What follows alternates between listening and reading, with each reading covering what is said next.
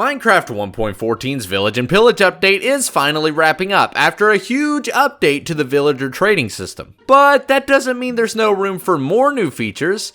We've seen a lot of love for the overworld, but not so much for the end dimension. My name is System Z, and this is my concept for villagers in the end in Minecraft 1.14. If you enjoyed the video and want to support my channel to help me make more videos in the future, consider becoming a member, where you'll gain access to my Minecraft server and my Discord server, as well as have a chance to help me with new videos through exclusive community posts. Click the join button below for more information. Also, special thank you to those of you who've become a member since my last video.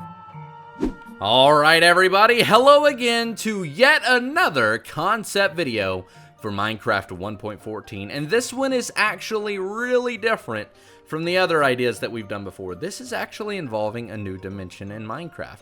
We haven't done anything that's outside of the overworld. This would be a very cool chance to see improvements in the game where I think it needs it most. So welcome to the end dimension. We are here at an end city. I would like to bring villagers to the end and also the nether, but we can leave that for another video another day.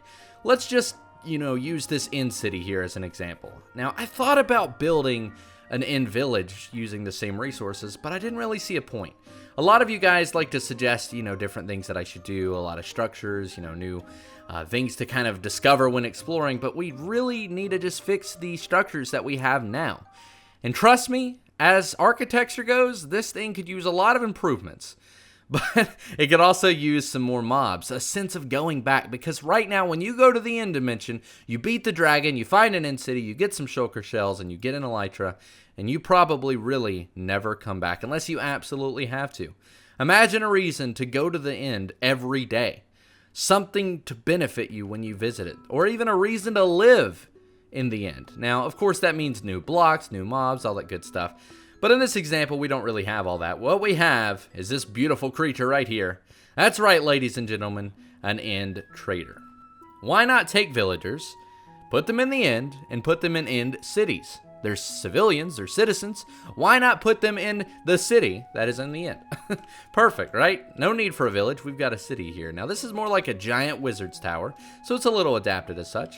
Now these guys don't have beds because I learned my lesson. Beds explode in the end, and they do in the nether as well, so I kind of had to do a lot of repairs. But let's ignore that. The end trader here is a villager that spawns, of course, in the end and offers end trades. Now, as you can see, we've got a lot of end-based trades here. By the way, before you go, just in case, I did forget to mention, there's a really cool part of this idea at the end of the video.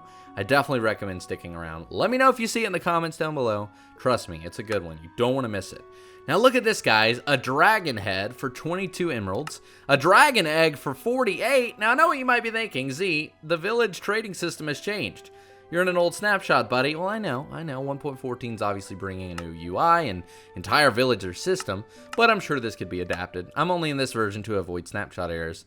So let's just pretend that in the new system, emeralds might be a little bit harder to come by. So if you're able to get an end trader, that's a lot of emeralds. And if not, it could be adapted as such. But this would be very cool as well for shulker shells, because when you're trying to get shulker shells, those mobs barely even drop them. And it's very easy to not have a lot, especially if you're on a multiplayer server. This would be a very cool way to farm it, and I would love it. Now, onto the end city part. I feel like these really need some improvement. Now, I don't know what this guy's doing. You already made a sword, buddy. Let's get rid of that. Oh, well, that's a little too much. You didn't see anything. I definitely improved it. As you can see, we cleared up some space. It was very difficult to navigate through. And hold that thought. I know what you're thinking. Z, they're supposed to be hard to navigate through. But what if they don't have to be? What if we put the challenge and put it somewhere else?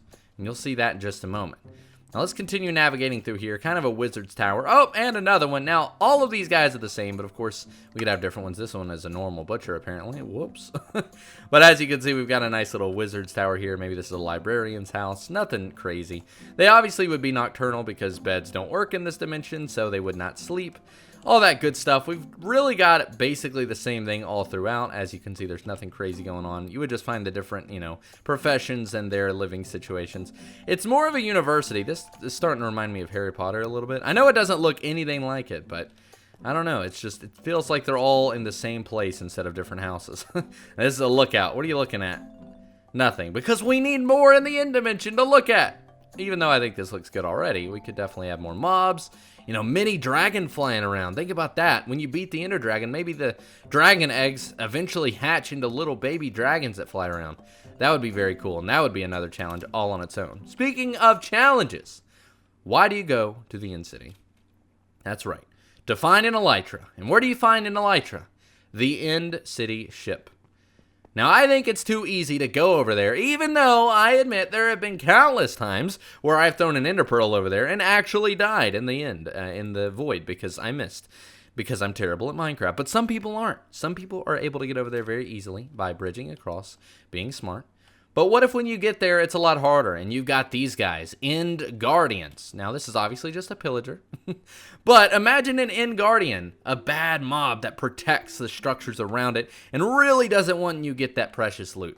It's got to be harder to get an Elytra, because once you get it, you don't really want to go back to the end, and you also don't really need to. It's kind of end game, right? At that point, it's all about building, so why not make it a much harder challenge? Take away the challenge from the End City and put it on the ship, because it's its own separate entity. Maybe these guys fly around and attack the End Cities, so maybe that's why they're here.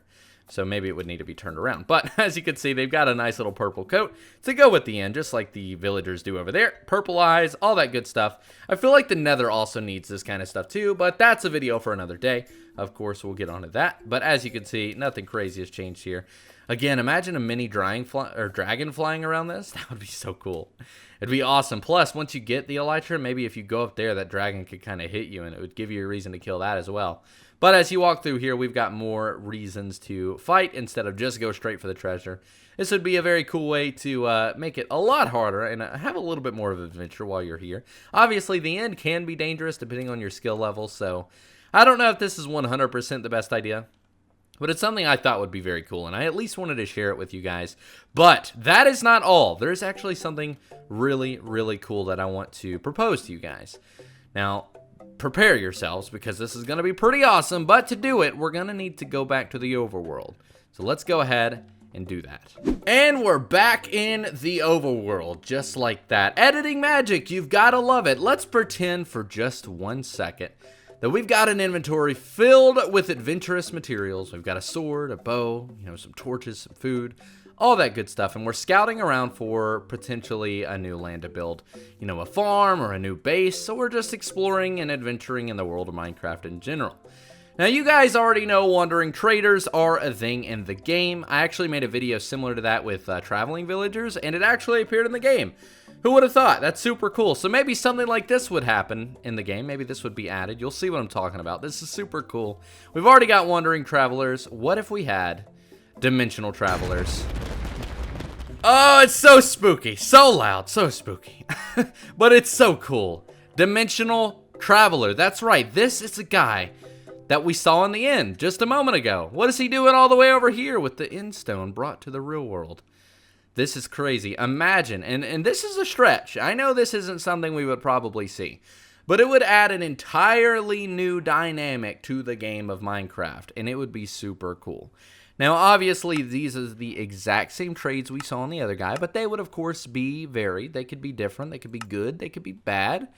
But at the end of the day, when this dimensional traveler comes around, you're either going to get end materials from the end dimension, overworld materials from the overworld dimension, or you guessed it, nether materials from the nether direction. Yeah, you hear him? He was curious, huh? That's right, my dude. That would be super cool to be able to have a dimensional traveler villager who comes randomly at any time, just appears out of nowhere, brings a couple of blocks with them, and allows you a chance to get those items. Now, this would be very temporary. They would obviously go away pretty quickly. I think this would be a super cool change to the game, and of course the coat here, the texture, would adapt based on the dimension they're coming from. A normal villager might be for the overworld, this would be an end, and then of course the nether would be more of a red coat. But that is a super cool idea in my opinion. The only downside here is obviously mob griefing is kind of looked down upon, so bringing along a couple blocks might be something people want to avoid. Now, we might have a couple of cases where one appears because this thing is a little bit buggy. I'm no command genius or anything, but I've definitely made a really odd to detect, detection radius, but let's not get too close. As you can see, we've got a very beautiful guy here. I think this would be really cool because at the moment, there's nothing that really connects us to the other dimensions. Once we go to the end, once we go to the nether, we really don't go back unless we absolutely have to. And I feel like, realistically speaking, that's something the game really lacks. We don't have a reason to explore and adventure further. And I know Mojang is looking for that. And I also know that the community wants it. Let me know what you think of this in the comments down below, by the way. I'd love to hear your opinions and any ideas you have to add on to it. I don't think they would need any vehicle like the village, or the traveling villager, like I said. The wandering trader just literally appears out of nowhere with a couple of llamas. So, similarly, we could have, of course, the dimensional traveler, and they appear with maybe a couple of mobs from their respective dimension. From the end, they might have some shulker dudes, maybe an enderman, or maybe like one of those mini boss dragons. That would be cool. Or, in the nether, they would have a ghast or magma cubes or blaze or wither skeletons. And then, of course, from the overworld, maybe some food. I feel like it would be cool, too, because if you're stuck in the nether and need some materials from the overworld, like obsidian, to get back out, or flint and steel, one of these guys might pop around from doing some exploring and kind of save your bacon a little bit.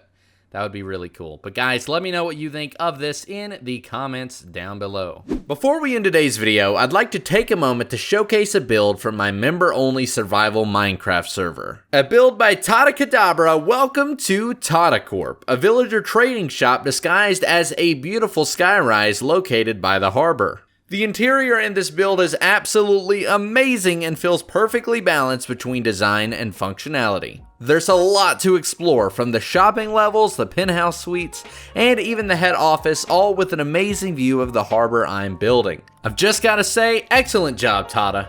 That's gonna be it for today's video. If you did enjoy, make sure to leave a thumbs up and consider subscribing for more Minecraft related content and live streams every weekday at 5 p.m. Central Time.